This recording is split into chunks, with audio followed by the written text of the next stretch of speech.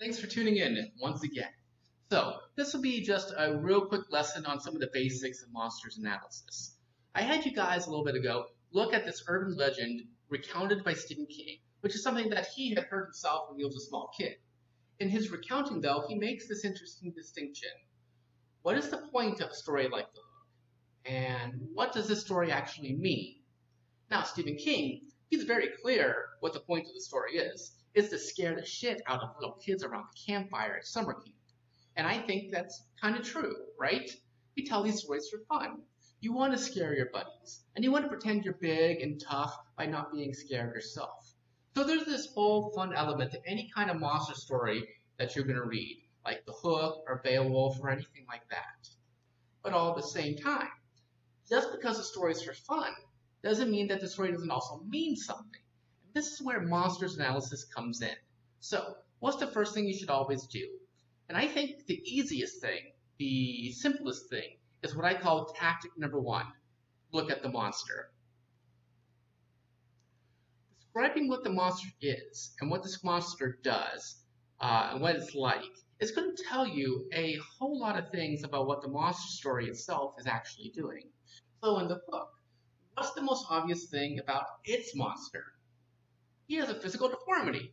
He has a hook for a hand, which I admit is a little weird. I don't think anybody would dispute that, but it tells you whatever cultural group is telling urban legends like The Hook, they find something monstrous about people who don't look like how normal people are supposed to look. And this, of course, is problematic for all sorts of reasons. Physical deformity isn't necessarily monstrous. Far from it. But in this story, at least, the Hook just looks physically different from us, and that marks him out as something that's strange and dangerous.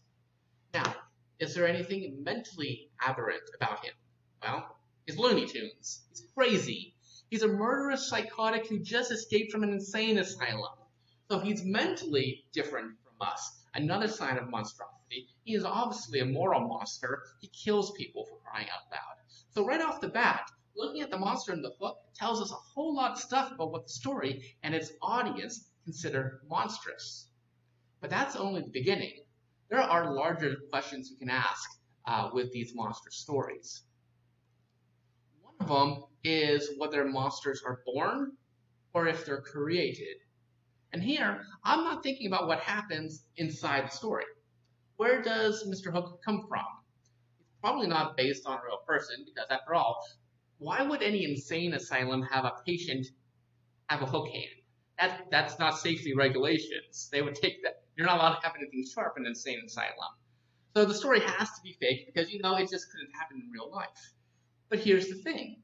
If the story isn't based on a real person, or even if it was, where does the story itself come from? Who makes it up?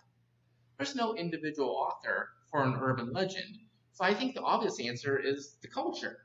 The Hook isn't born, per se, even if the story had happened to have mentioned his parents. Instead, the surrounding American culture is what creates a story like The Hook. Why, though? And here's where things get interesting. This urban legend basically screams 1950s all over the place. You have insane asylums. You have two kids necking in a parked car at a makeout point. Hell, they're listening to the news on the radio, and I don't think teenagers have done that for decades. So why do people keep telling the story from 7 decades ago? And they do, in fact, actually keep telling it over and over again. Stephen King has heard it, I've heard it, and hell, I'm sure a few of you have heard it too. So when thinking about why American culture keeps retelling this old story from the 50s, let's ask ourselves, what social function does this urban legend serve? And I'm sure somebody must have mentioned this in one of the discussion posts. Usually, when you have a monster figure, there's got to be something forbidden, what we call a prohibition, something you're not allowed to do, but which gets done anyway, especially in horror stories. A person crosses a boundary that's forbidden, they break some sort of sacred taboo, they do something wrong. And so anyway, there's always a prohibition in these kinds of stories. What in The Hook is its prohibition? What are you being forbidden to do? And I think you could argue that the answer is dating. Think about it. In the 1950s, Teenagers dated differently than they do now.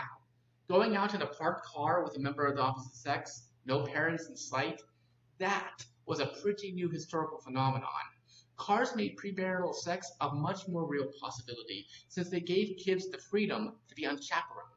This obviously caused a lot of overprotective parents, a lot of hand-wringing. But note, the hook isn't like the boogeyman. It's not parents who are telling these urban legends to their kids, trying to get them to go to bed or to behave, or something like that. It's teenagers who are telling these stories, and they tell them to other teenagers.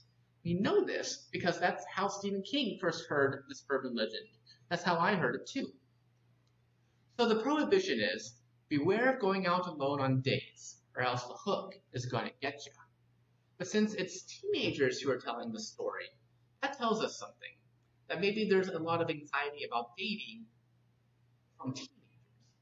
They're being thrust into this very new situation, cars and freedom and the possibility of sex, and it's both terrifying and exciting all at once.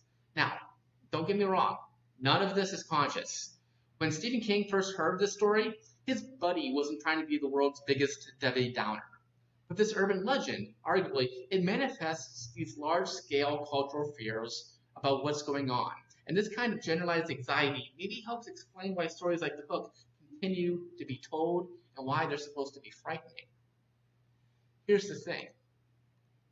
We have this story that says, you are prohibited from dating unchaperoned. Don't you dare cross that boundary. But guess what? That doesn't stop people from dating. Nobody listens to The Hook and thinks to themselves, oh, maybe I should go join a monastery. This dating thing is scary. That doesn't happen. Nobody says that. So in a way, the monster is a type of desire. When someone tells you, don't put your hand in the cookie jar, what's the first thing you're going to do? You're going to put your hand in the cookie jar.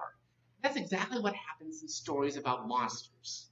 There are warnings to us not to do something, but the audiences get this kind of vicarious pleasure in seeing those prohibitions flaunted. It's a way that we can cross those forbidden boundaries, but without suffering the same consequences.